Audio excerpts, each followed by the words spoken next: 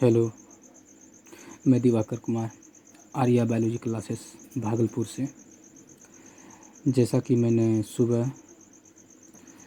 Human health and disease पर discuss किया था, यह अंग्रेजी माध्यम से मैंने डिस्कस किया था और अब उसका मैं हिंदी माध्यम से डिस्कस कर रहा हूँ।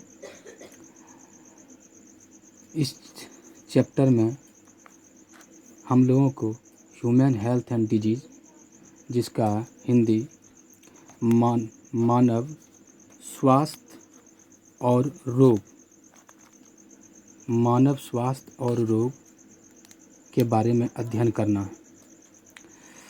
सर्वप्रथम हम लोग बात करेंगे कि हेल्थ क्या है, जिसको आप हिंदी में स्वास्थ्य कहते हैं। यह स्वास्थ्य जो है, कहा जाता है कि अगर शरीर में कोई तरह का बीमारी या इंजरी नहीं हो तो उसे स्वास्थ्य माना जाता है, यानी कि उस पर्सन को या उस आदमी को हेल्दी माना जाता है। लेकिन WHO ने इसे डिफाइन किया है कि हेल्थ वही एक अवस्था है जिसमें व्यक्ति फिजिकल, मेंटल और सोशल वेलबीइंग होता है, यानी मानसिक रूप से, शारीरिक रूप से और सामाजिक रूप से अगर स्वस्थ है, ठीक है, तो उसे स्वस्थ माना जाता है। और एक शब्द मैंने यहाँ जोड़ा है, इन्फर्मिटी। इन्फर्मिटी का मतलब होता है जैसे कि कोई व्यक्ति अगर बूढ़ा हो जाए तो उसका शारीरिक और मानसिक जो होता है घटता है, शारीरिक और मानसिक वह क्या होता है, बीमार हो जाता है। इसलिए इसे कहा जाता है इन्फर्मिटी। इसका भी एब्सेंट हो, मतलब इन्फर्मिटी नहीं हो, तो इसे स्वस्थ माना जाता है। तो जब भी डिफाइन करेंगे हम लोग, तो WHO के द्वारा जो एक शुद्ध और सही परिभाषा है कि कोई व्यक्ति को स्वास्थ्य तभी माना जाता है जब वो फिजिकल का मतलब हुआ शारीरिक, मेंटल का मतलब हुआ मानसिक और सामाजिक रूप से अच्छा हो, उसे हम स्वास्थ्य कहते हैं। अब आप आइए इसका जस्ट अपोजिट वर्ड, जहाँ पर कि लोग हेल्थ के बारे में चर्चा करते हैं तो डिजीज भी बात आता है कि डिजीज क्या है, जिसे आप रोग कहते हैं या बीमारी कहते हैं। कहा जाता है कि जब किसी व्यक्ति का बॉडी या ऑर्गन सिस्टम, यानी किसी का शरीर, किसी का अंग या अंग तंत्र ठीक ढंग से काम ना करे और जिसके कारण शरीर में बहुत सारे साइन हो या सिम्टम हो, जिसको कहते हैं आप लक्षण दिखाई दे, उसे हम रोग कहते हैं। जैसा कि आप लोग जानते हैं कि जब कभी किसी व्यक्ति को डॉक्टर के द्वारा जांचा जाता है तो उसका लक्षण देखता है, लक्षण देखकर यह पता करता है कि उसे कौन रोग है। जब भी कभी किसी को रोग होता है या डिजीज होता है तो एक निश्चित स्पेसिफिक सिम्टम्स होते हैं, जिसे आप क्या कहते हैं, लक्षण कहते हैं। क्या कहते हैं, लक्षण। वो लक्षण दिखाई देने के बाद लोगों को माना जाता है कि इसे कुछ ना कुछ क्या है, रोग है। अब जो है बीमारी या रोग को विभिन्न प्रकार में बांटा गया है कि कैसे होता है, क्या अवस्था है। तो यहाँ पर हम लोग बात करेंगे कि डिजीज़ जो है एक जन्मजात होता है। कंजेनिटल का मतलब होता है, आप कह सकते हो, जन्मजात। जैसा कि आपने देखा कि जो बीमारी जन्म के साथ हो, जिसको अंग्रेजी में आप कंजेनिटल कहते हो, जन्म के साथ हो, उसे हम कंजेनिटल डिजीज या जन्मजात रोग कहते हैं। जितना भी जेनेटिक प्रॉब्लम है, आनुवांशिक बीमारी है, उसे हम जन्मजात रोग में मान सकते हैं। जैसे हेमोफीलिया, कलर ब्लाइंडनेस। हेमोफीलिया और कलर ब्लाइंडनेस के बारे में हम लोग जेनेटिक्स में पढ़ा है। और देखा है। यह जो रोग होता है ये जन्म के साथ होता है। अतः ये रोग जो क्या है, ये जन्मजात है। और दूसरा यहाँ पर है एक्वायर्ड डिजीज़ जो होता है ये जन्म के बाद होता है, यानी आप इसे हिंदी में कह सकते हो उपार्जित रोग। उपार्जित का मतलब उपार्जन किया है, उपार्जित रोग। यानी ये रोग जो है आपको उपार्जित रोग, जिसे एक्वायर्ड डिजीज कहते हो, जन्म के बाद होता है। जब किसी व्यक्ति में जन्म के बाद होता है तो इसे दो भागों में बांटा गया है। एक तो कम्युनिकेबल और इन्फेक्शस, यानी संक्रामक रोग। संक्रामक रोग किसे कहते हैं? जब वह रोग या कोई रोग एक व्यक्ति से दूसरे व्यक्ति में जाता हो, एक व्यक्ति से दूसरे व्यक्ति में जाता हो, उसे हम लोग संक्रामक कहते हैं। और दूसरा है उपार्जित रोग में, दूसरा है नॉन कम्युनिकेबल, जिसको कहते हैं नॉन इन्फेक्शस, असंक्रामक। मतलब वैसा रोग जो एक व्यक्ति से दूसरे व्यक्ति में नहीं फैलता है, यानी जिसे यह रोग होता है उसी के साथ यह रहता है और मृत्यु तक उसी के साथ रहता है। इसे कहते हैं असंक्रामक रोग। अब आप देखोगे कि कम्युनिकेबल या संक्रामक रोग को हम लोग आगे डिवाइड करेंगे और उसे समझेंगे, और नॉन कम्युनिकेबल को भी हम लोग आगे डिवाइड कर समझेंगे। तो आप आइए, जिसे आप कम्युनिकेबल डिजीज़ कहते हैं, यहाँ पर आइए। जिसे मैंने यहाँ पर कॉपी पे पॉइंट आउट किया है, क्योंकि मेरे पास यहाँ पे पेन और कॉपी ही अवेलेबल है इस लॉकडाउन में। आइए बात करते हैं कम्युनिकेबल डिजीज़। कम्युनिकेबल डिजीज़ के बारे में हम लोगों ने कहा कि वैसा बीमारी जो एक दूसरे में फैलता है। अब है कि एक व्यक्ति से दूसरे व्यक्ति में अगर जाता है, तो अगर एक व्यक्ति से दूसरे व्यक्ति में डायरेक्ट टच से जाता हो या एक दूसरे से संपर्क में जाता हो, तो उसे कहते हैं कंटेजियस डिजीज, जिसको आप छुआछूत भी कह सकते हो। इसे आप कह सकते हो छुआछूत भी कह सकते हो जनरल भाषा में। ऐसे ये हिंदी होता नहीं है, बस समझने के लिए बायोलॉजी के कुछ ऐसे शब्द हैं जिसे आप अंग्रेजी में भी समझ सकते हैं और याद रख सकते हैं। समझने के लिए मैंने यहाँ छुआछूत लिखा है, लेकिन ये कंटेजियस आप दिमाग में रखेंगे कि वैसा बीमारी जब एक व्यक्ति से दूसरे व्यक्ति में डायरेक्ट टच से जाता हो, जिसको कहते हैं हम लोग कंटेजियस। जिसे स्मॉल पॉक्स गाँव में, जिसे आप छोटी माता या बड़ी माता कहते हैं, रिंग वर्म जिसको दाद, या लेटेस्ट जो आप लोगों ने सुना है कोरोना जो है एक दूसरे के टच से भी जाता है। और ये कोरोना आपको याद रहना चाहिए, इसी के कारण हम लोग ये ऑनलाइन जो है पढ़ाई शुरुआत किया है। मैंने मतलब कि हम लोगों ने मैंने क्लास दिया। और ये कोरोना जो है डायरेक्ट टच से जाता है। और ये सब जो रोग है ये छुआछूत रोग है। दूसरा आ जाइए नॉन कंटेजियस। नॉन कंटेजियस का मतलब अछुआछूत, यानी यह बीमारी एक दूसरे से तो जाता है, लेकिन ले जाने के लिए कोई एजेंट चाहिए। आप कहेंगे कि एजेंट क्या है भाई? तो एजेंट का मतलब होता है ले जाने वाला। एजेंट जैसे कि किसी को मलेरिया हुआ, मलेरिया जो है डायरेक्ट छूने से या किसी के संपर्क में आने से नहीं होता है, इसका एजेंट होता है, जिसको कहते हैं संवाहक। जैसे कि आप एनोफिल्स जो है मच्छर, मादा मच्छर, ये जो हैं मादा मच्छर जो है मलेरिया का संवाहक है। यानी एक व्यक्ति जिसे कि ये मलेरिया हुआ है, स्वस्थ व्यक्ति में अगर जाएगा तो उसे ले जाने वाला है मादा मच्छर। उसी तरह ट्यूबरक्लोसिस, आप कहेंगे इसमें एजेंट कौन है? तो मैं कहूँगा टीबी का आपने नाम सुना होगा।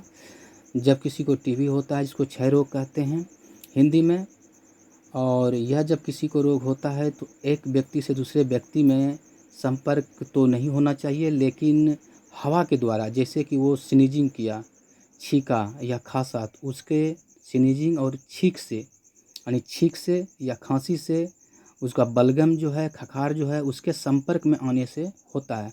तो इसका जो एजेंट है एक तरह से नॉन लिविंग है, यानी कि निर्जीव है, जिसे आप हवा कह सकते हैं। तो ये डायरेक्ट संपर्क से नहीं होता है, लेकिन ये फैलता है, इसीलिए हम लोगों ने इसे कम्युनिकेबल डिजीज में ही रखा है। बट यह जो है डायरेक्ट छूने से नहीं होता है, इसका एजेंट होता है। तो मलेरिया का एजेंट आपने देखा कि लिविंग थिंग्स है, जो कि मादा मच्छर है, जो कि ट्यूबरकुलोसिस टीबी को ले जाने वाला हवा है। अब आप आइए कि नॉन कम्युनिकेबल या नॉन इन्फेक्शस डिजीज क्या है। तो नॉन कम्युनिकेबल जस्ट इसका कम्युनिकेबल का अपोजिट है, विपरीत है। जैसे कि डिजेनरेटिव या organ disease, degenerative organ disease कह सकते हैं। कहा जाता है कि इसको कहते हैं आप हिंदी में अपहरासित, इसको आप कह सकते हो अपहरासित रोग। ये हिंदी मैंने लिख दिया आपको समझने के लिए। अपहरासित का मतलब होता है हिंदी में कि जो क्षय हो, जो नष्ट होते जाए। जैसे कि हार्ट जो है, किसी किसी का हार्ट अटैक आता है, या फिर ब्रेन में जो है न्यूरॉन्स को नष्ट होने के कारण नेफ्राइटिस होता है। इसका मतलब है कोई न कोई अंग इससे प्रभावित होता है। या ये कह सकते हैं जैसे कि कोई व्यक्ति एज बढ़ता जाता है तो उसका कोई न कोई अंग डैमेज हो जाता है, इसको अपहरासित रोग में कहते हैं। ये एग्जाम्पल दिया हार्ट डिजीज और नेफ्राइटिस। अब आइए इसको नॉन कम्युनिकेबल डिजीज को मैंने या बहुत सारे में बांटा गया है। इसको डेफिशिएंसी, जिसको आप कह सकते हैं किसी चीज़ का कमी, कुपोषण कह सकते हैं। ये किसको कह सकते हैं आप, कुपोषित रोग। ये कुपोषित रोग, कुपोषित रोग में आप कह सकते हैं कि किसी भी व्यक्ति को कुपोषण का शिकार है, यानी कि किसी न किसी मिनरल्स या विटामिन्स का कमी है उसको। जैसे कि आयरन की कमी, पोटेशियम की कमी, विटामिन सी की कमी, ये सब जो रोग होता है इसे आप कुपोषित रोग में आप रख सकते हैं। एनीमिया, जैसे कि आप, ये बहुत प्रसिद्ध है कि एनीमिया हो गया, ब्लड की कमी हो गई है, आयरन की कमी है जिससे उसे एनीमिया होता है। ऐसे एनीमिया होने का बहुत सारे कारण हैं, लेकिन सब में कुछ न कुछ कमी देखा जाता है। ये आपका जो है हेमोग्लोबिन को बनने के लिए आयरन चाहिए। अगर आयरन की कमी है तो इसका कुपोषण है, मतलब वह व्यक्ति कुपोषित है, आयरन नहीं मिल रहा है। उसी तरह विटामिन सी का नाम सुना होगा, जिसके कारण स्कर्वी होता है, जिसके कि मसूड़े में आपको ब्लड आता है। रिकेट्स मतलब ये बोन का कमी, बोन में मतलब कि कमज़ोर हो जाता है। तो ये सब जो रोग है ये मिनरल्स को कमी के कारण होता है या विटामिन सी कमी के कारण होता है। इसे हम लोग डेफिशिएंसी डिजीज कहते हैं। इधर आइए, फिर एलर्जीज होते हैं। एलर्जी का नाम सुना होगा कि इस चीज़ से एलर्जी है मुझे। जैसे कोई व्यक्ति कहीं पे जाता है तो उसे आँख में आंसू आ जाता है और छींक आता है, जिसको स्नीजिंग कहते हैं आप। ये सब जो है कारण जो है, ये सब जो होता है इसका मतलब है कि वह व्यक्ति जो है आपका किसी न किसी से क्या है कि किसी न किसी वस्तु से वो एलर्जिक है। एलर्जिक का मतलब होता है उसको, मतलब कि कह सकते हैं कि आपको किसी चीज़ से वो ज़्यादा प्रभावित होता है। जैसे कि हे फीवर, हे फीवर में क्या होता है, आदमी का आँख लाल हो जाता है, स्नीजिंग होता है, छींक आता है। ये बीमारी जो है एलर्जी कारण होता है। कैंसर जो है किसी व्यक्ति को खास होता है। ये कैंसर के बारे में हम लोग ऐसे इस चैप्टर में डिटेल में पढ़ेंगे, और ये लॉन्ग क्वेश्चन पूछा जाता है बिहार बोर्ड में खासकर, और इसे ऑब्जेक्टिव भी आते हैं। और थोड़ा बहुत कुछ हम लोगों ने तो ऐसे इसके बारे में हम लोग डिटेल तो नहीं, बट कुछ अध्ययन किया है कि कैंसर जो होता है जीन के गड़बड़ी के कारण होता है, जिसको ऑन्कोजीन कहा जाता है। ये कैंसर भी जो है नॉन कम्युनिकेबल है। अगर किसी व्यक्ति को कैंसर होता है, जिसे हम लोग हिंदी में कर्क रोग कहते हैं, और वह कैंसर उसी व्यक्ति के साथ जुड़ा रहता है जब तक कि उसका मृत्यु ना हो जाए। ये जो है कम्युनिकेबल डिजीज में नहीं आता। नॉन कम्युनिकेबल मतलब आप असंक्रामक कह सकते हैं। तो ये सब बीमारी जितने भी थे सब असंक्रामक थे। अब जैसे कि किसी व्यक्ति का हेल्थ कैसे अफेक्टेड होता है, अफेक्ट कैसे होगा यानी प्रभावित कैसे हो सकता है, तो इसे हमें डिटेल में थोड़ा समझा दूं कि किसी भी व्यक्ति का जो है ये आपका हेल्थ, एक तो आनुवांशिक विकार हो सकता है जिसको जेनेटिक डिसऑर्डर कहते हैं, यानी कि इसके पीढ़ी से आया हुआ है। किसी भी व्यक्ति का जो स्वास्थ्य है ये 3 कारणों के कारण मतलब कि प्रॉब्लम में होता है। जैसे एक आनुवांशिक विकार है, जिसको आप इंग्लिश में जेनेटिक डिसऑर्डर कहते हो। जेनेटिक डिसऑर्डर के बारे में हम लोग पहले भी पढ़ा है कि हीमोफीलिया है, कलर ब्लाइंडनेस है, बहुत सारे सिंड्रोम के बारे में हम लोगों ने चर्चा किया था, क्लाइनफेल्टर सिंड्रोम, इसके बाद डाउन सिंड्रोम, इसके बाद टर्नर सिंड्रोम। ये सब तो आप लोगों को मैंने पढ़ाया भी है, ये चैप्टर मैंने ख़त्म भी किया था लॉकडाउन के पहले। तो ये कहा जाता है फ्रॉम बर्थ, सीधा है कि जन्म के साथ अगर कोई बीमारी हो तो उसे जन्मजात बीमारी भी कहते हैं। प्रायः जितने भी होते हैं आनुवांशिक विकार, ये जन्म के साथ होता है, क्योंकि ये पीढ़ी से दूसरे पीढ़ी में जाता है। इन्फेक्शन का मतलब है संक्रमण, जैसे किसी बैक्टीरिया, जैसे कि जीवाणु आप कहते हो, जैसे अभी की कोरोना का बात कर रहे हैं जिसको एक विषाणु है यानी वायरस है, और ये वायरस के कारण जो है एक दूसरे में फैल रहा है, इसको ये भी संक्रमण कह सकते हैं। और ये संक्रमण के कारण होता है। बहुत सारी जैसे टीबी हुआ, या फिर हैजा आप सुनते हैं गांव में, कोलरा हुआ, ये सब जितने भी बीमारी हैं, टीबी हुआ, सब ये संक्रमित रोग हैं। और कहा जाता है किसी भी व्यक्ति का हेल्थ जो है वो उसके जीवन शैली पे भी निर्भर करता है। तो जीवन शैली का कहने का मतलब है, जैसे आप अंग्रेजी में लाइफ स्टाइल कहते हो, कि उस व्यक्ति का फूड का इस्तेमाल कैसा है, वाटर कहाँ से यूज कर रहा है, उसका जीने का तरीका, हैबिट्स कैसा है, आदत जिसको कहते हो आप, एक्सरसाइज करता है या नहीं करता है, ये सब इन्वॉल्व हैं इसमें। तो जीवन शैली में जो रहने का तरीका है किसी व्यक्ति का, वो भी उसके हेल्थ को प्रभावित कर सकता है। जैसे कोई व्यक्ति अगर बहुत सुस्त है, हमेशा वो सुस्त रहता है, कोई काम नहीं करता है, तो कोई न कोई अंग उसका प्रभावित होता है, जिसके कारण उसका जो है अंग तंत्र या कोई अंग जो है पूरी तरह से प्रभावित होता है, और उसका कोई विशेष बीमारी हो सकता है। तो ये जितने भी थे मैंने ज़्यादा डिस्कस नहीं किया है, बस दो ही चीज़ों पे मैंने फोकस किया है। एक तो हेल्थ क्या है, एक डिजीज़ क्या है। डिजीज़ का टाइप, जैसे आप NCERT पढ़ोगे तो आप देखोगे डिजीज़ को दो ही टाइप में बांटा है। एक यहाँ पे जो बता रहा हूँ, कम्युनिकेबल और नॉन कम्युनिकेबल। लेकिन आप फ्यूचर प्लान करते हो, तैयारी करते हो, आप मेडिकल क्षेत्र में जाते हो, तो आपको बीमारी को थोड़ा डिटेल में ऐसे भी पढ़ना है। तो बहुत सारी बीमारी को इसमें तो चैप्टर में हम लोग डील करेंगे ही। तो हम लोगों ने इसको बीमारी को बहुत सारे श्रेणी में बांटा, ताकि आपको आगे आपको समझने में परेशानी नहीं हो। आप एक बार देख लो, मैंने पॉइंट आउट किया था। ऐसे बहुत सारे वर्ड हिंदी में भी हैं, अंग्रेजी में भी हैं। बायोलॉजी एक ऐसा सब्जेक्ट है जिसमें आप सिर्फ हिंदी में भी नहीं आप पढ़ सकते हो, कुछ शब्द अंग्रेजी में भी रखा जा सकता है और पढ़ते हैं। NCERT उसको हिंदी करके लिख देता है, और वैसे मैंने कोशिश किया। ऐसे आपको इस लॉकडाउन में मेरे पास इतना ही व्यवस्था है, एक पेन है और कॉपी है, और मोबाइल हाथ से पकड़ा हुआ हूँ, जिससे कि आपको कुछ न कुछ मदद कर सकता हूँ। जितने भी स्टूडेंट्स हैं मेरे, और या जो भी नहीं भी हैं, जहाँ तक हो सके आप देख लीजिए डिफिनेशन को। बाकी बात आने के बाद डील होगा, और जो भी हो सके जिसको प्रॉब्लम हो वो हमें कांटेक्ट करे, इसके बाद मैं डील करूँगा। कुछ ऐसे हैं वीडियो जो मैं अपलोड कर रहा हूँ यूट्यूब पे, और यहाँ पर तो नेटवर्क कम होने के कारण अपलोड भी बहुत लेट से होगा, लेकिन आपको समझने में परेशानी नहीं होने देंगे, इतना तो है। और देखिए सब सारे आपको पॉइंट यहाँ डील कर दिए हैं, एक बार आप देख सकते हैं, हिंदी में और अंग्रेजी में, और जितने भी पॉइंट हैं सभी को मैंने डील किया है। और लास्ट जो आपका टॉपिक है कि हेल्थ जो है, स्वास्थ्य, जैसे कि यहाँ पे मैं आपको लिख देता हूँ कि स्वास्थ्य किससे प्रभावित होता है, अफेक्टेड बाय।